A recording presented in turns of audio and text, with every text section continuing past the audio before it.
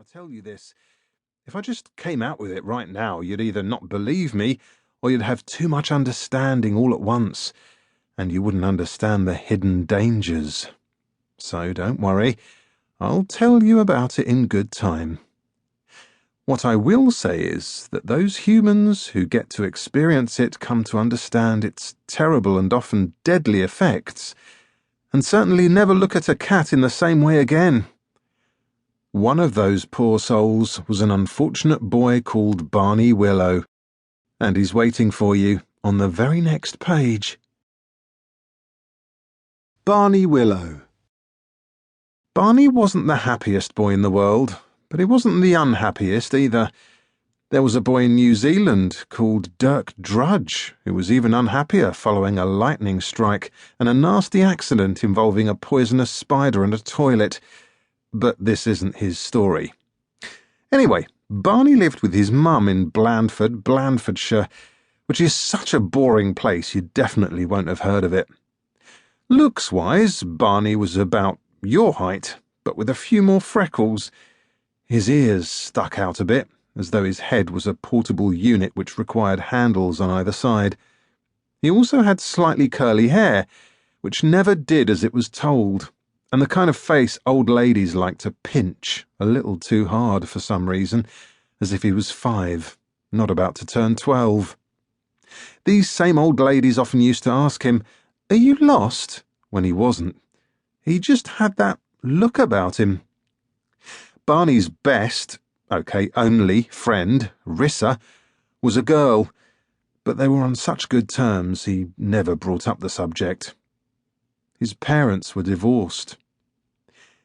"It wouldn't have been fair on you, Barney," his mum used to say, "if we stayed together arguing like cats and dogs."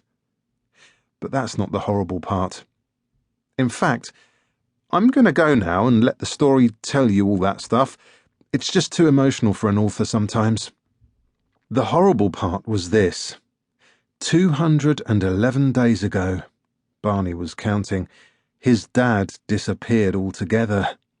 He'd never seen him since, except in dreams. Indeed, Barney dreamed about his dad a lot. He was dreaming about him right now. They were at a pizza restaurant, just him and Dad, exactly like they'd been the last time he'd seen him. "This is nice pizza," his dad said. "Dad, I don't want to talk about the pizza, I want to talk about you." "Really nice pizza." But then a giant tongue came down from the ceiling, flicking the table and the pizzas over and rubbing its roughness against Barney's face. And then Barney woke up. Vaguely remembered it was his birthday. "Oh no, Guster, get off!" Guster was his dog, a King Charles Spaniel, whom his dad had found at a rescue centre, and who'd given Barney absolutely no hint of his plan to wake him up every morning by jumping on his bed and licking his whole face until it was sticky with dog saliva. "Guster, please, I'm still asleep." Of course, this wasn't true. It was just wishful thinking. But Barney spent his whole life wishful thinking, which was his trouble, as you'll soon find out. Today was his 12th birthday, but that wasn't something he was too excited about. After all, this was the first birthday he'd had without his dad being there. If that wasn't bad enough, it was also the first birthday he'd had at his rubbish new school, and school meant Miss Whipmeyer, the head teacher from hell. He didn't know if that was her exact address, but it definitely shared the same postcode.